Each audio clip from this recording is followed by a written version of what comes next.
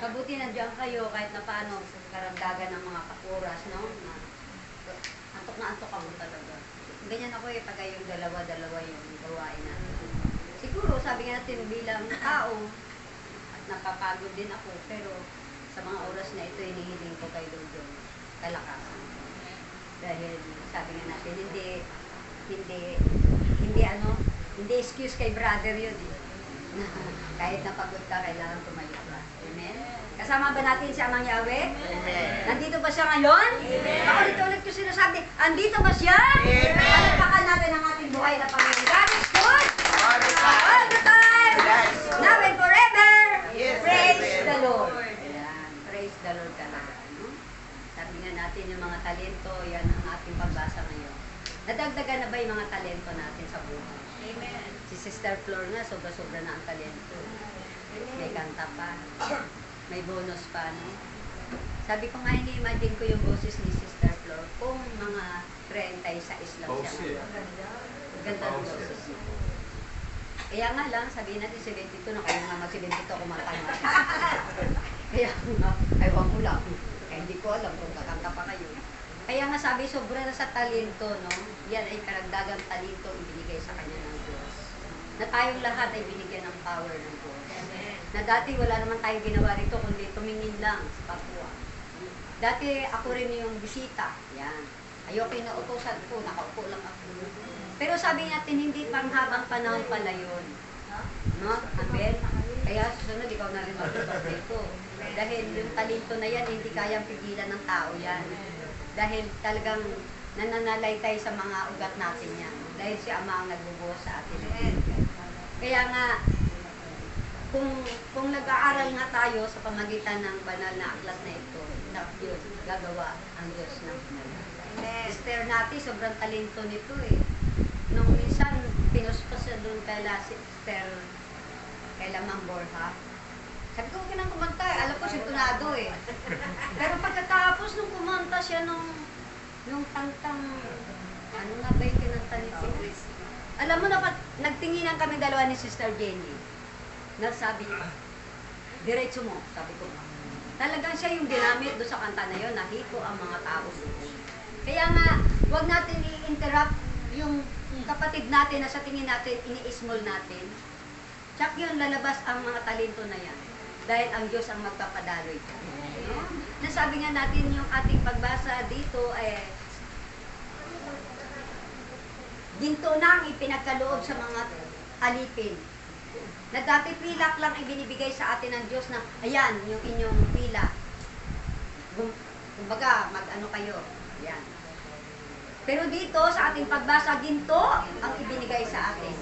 Siguro, sobrang pagtitiwala na ng Diyos sa atin, no? Na binigyan tayo ng ginto na ito para tayo ipangalakal natin ang ginto na ito. Lahat yung 10 na yun ay binigyan ng gintong pila, ay gintong salapi, ay gintong barya. Ano ngayon? Gintong kusing? Hindi? Ano nga yun na? Salaping ginto, yon. Lahat yung 10 na yun ay binigyan ng salaping ginto. At ang sabi, ikalakal ninyo yan. Kaya nga, sabi nga natin sa madalit salita, ang ibig sabihin, yung Panginoon na ito ay umalis, lumayo. Iniwan yung 10 alipin. Ngunit yung 10 alipin, nangalakal sila. Ngunit 3 lang ang nakabalik.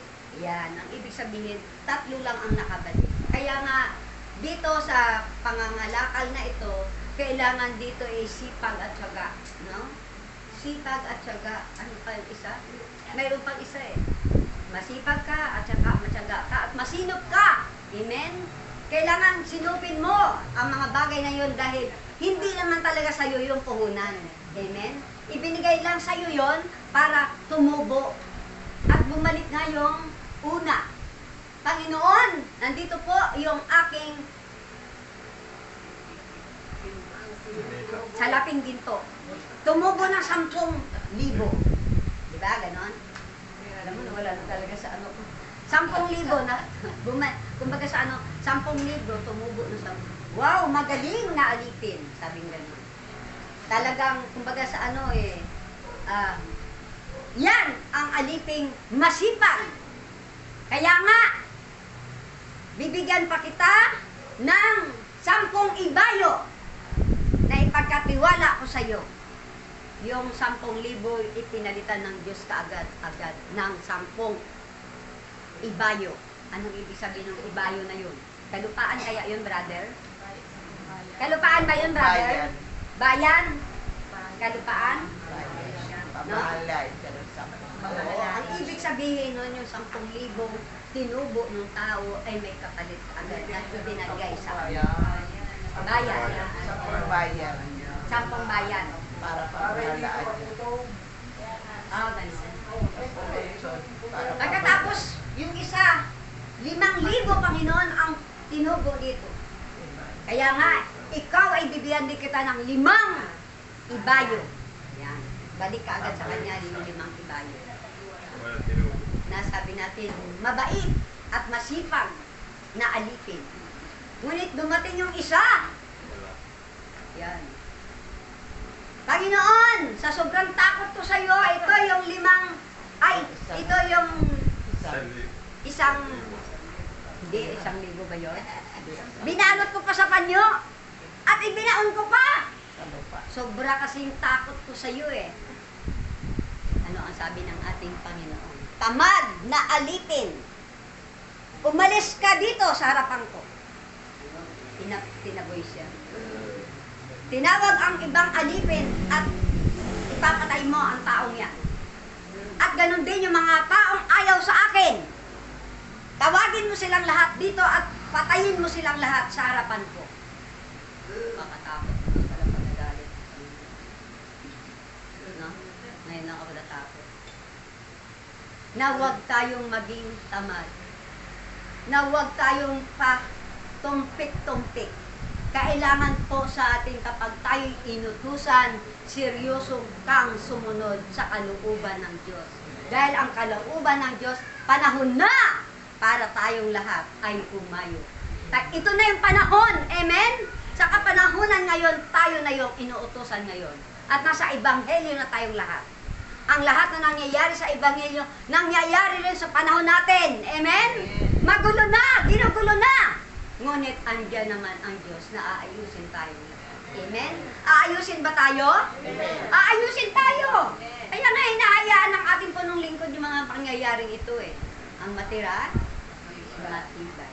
Matibay, ang matira. Kaya nga, sabihin natin, matalinghaga pa rin. Yung makapagtiis ka hanggang wakas, ikaw lamang ang maliligtas. Gusto mo, ikaw lang maliligtas? Siyempre, nagmimiti rin kami. Amen? Kaya nga, kailangan yung mga soldado, yung mga alipin ng Diyos, kailangan maging alerto tayong lahat. Yung mga alipin na sobrang talino, minsan mali rin yun sa sobrang talino ng mundo. Hanga ka naman ako sa mga talento, no? Nasabi natin, huwag ko nang maliitin yung mga maliit na ito, mayroon namang kababaang loob. Marunong naman silang maghingi ng tawad. Na ayokong magsalita talaga ng ganito sana, pero natutumbok talaga eh. Na parang pinararamdam ni Lord na, ayan ka, na kahit paano noon talagang sunod-sunod lang ako talaga doon sa ating legisal ko. Ako, moderator. Ang ibig sabihin, tuwa-tuwa na ako doon, no?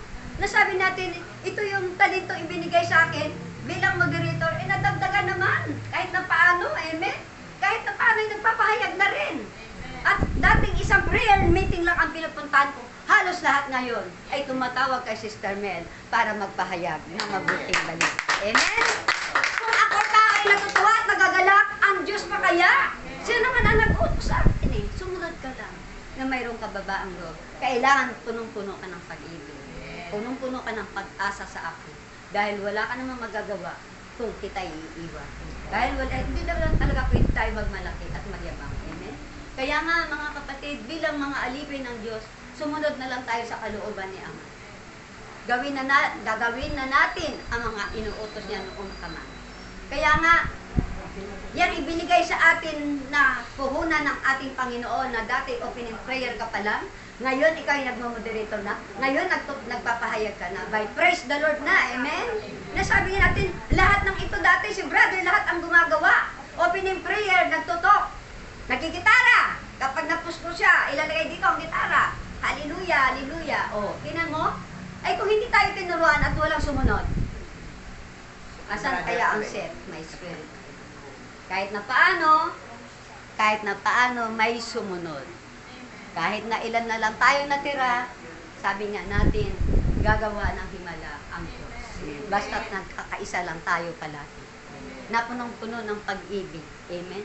Hindi yung mga puso na may bara-bara, yung apo nito, yon ay pinahintulutan ng Diyos para ipakita ng Diyos ang himala. Dahil siya ay tagasunod ng ating Panginoon kapag dasal. Amen? Diyan mo ipakita, Sister Anding, na ikaw ang nananalig kay Lord. Huwag mo nang ipagtulakan sa asawa mo, wala pa masyadong faith yun. Ikaw yung nananalig na ganito kalaki, gawin mo at hingin mo sa Diyos. Jack yun, amen? Gagamitin nga ang doktor, pero ikaw na lula na nananalig, Jack yun, gagawa ang Diyos ng himala. Amen. Hindi si Carmel ang gagawa ng himala, kundi si Amang Yahweh. Kaya nga, huwag natin ipagtulakan sa ating mga kapatid o asawa natin yung faith na ibinigay sa iyo dahil regalo yan sa iyo. Kaya nga, sabi nga natin bilang mga lingkod ng Diyos, tayo po ay may pananagutan sa bawat isa sa atin. Totoo po yon, may pananagutan tayo sa bawat isa sa atin. Ano na lang, ito yung gusto lang ng Diyos eh, magmahalan lang tayo at mag-ibigan. Kaya nga sabi natin, bilang unong lingkod siguro si brother, nakikita niya tayo'y magulo. Hindi lang siya makapagsalita. Pero nararamdaman ko ang kanyang nararamdaman. Dahil tayo nga sa tahanan natin kapag magulo, parang mainit ang ulo mo. No? No, mainit ang ulo mo, parang hindi talaga masaya. Kahit na saglit lang na nag-aaway kayo mag-asawa. Totoo yun, nung isang araw, nung umalis tayo, masama loob ko nun sa asawa ko, kaya doon sa kabila, dito naman kay Sister Rosing, humingi kasi ako ng tawad. Kaya nga patuloy lang tayo humingi ng kapatawaran sa Diyos. Kaya nga, may tungkulin tayo sa ating kapwa na sabihin natin, yung pinalago nating mga puhunan na ito sa puso natin. Siguro sabi natin, ang hingin pa rin natin sa Diyos, na italago niya sa atin, yung punuin tayo ng pag-ibig. Punuin tayo ng pagpatawad.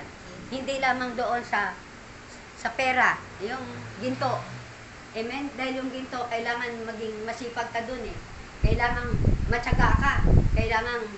Kailangan sabi nga natin, yung katyagaan mo na yan sa pagkalaki ng kayamanan na yan.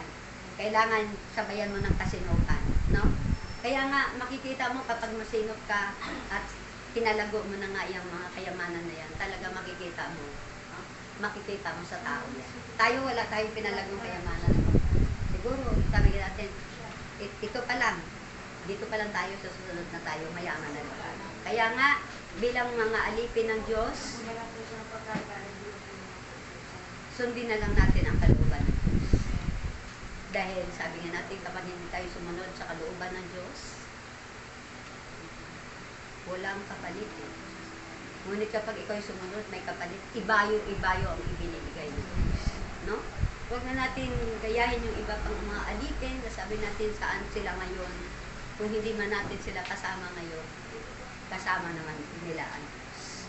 Sana patuloy lang sila humingi ng kapatawaran sa Diyos. Kasi sabi nga natin, tayong mga nandiritong naiwan, ipagpatuloy natin, ipanalangin natin ang ating mga kapatid. Dahil ito yung tungkulin natin bilang mga alipin ng Diyos. Amen? Alipin ba tayo ng Diyos? Ayan, palakpakan natin ang ating mga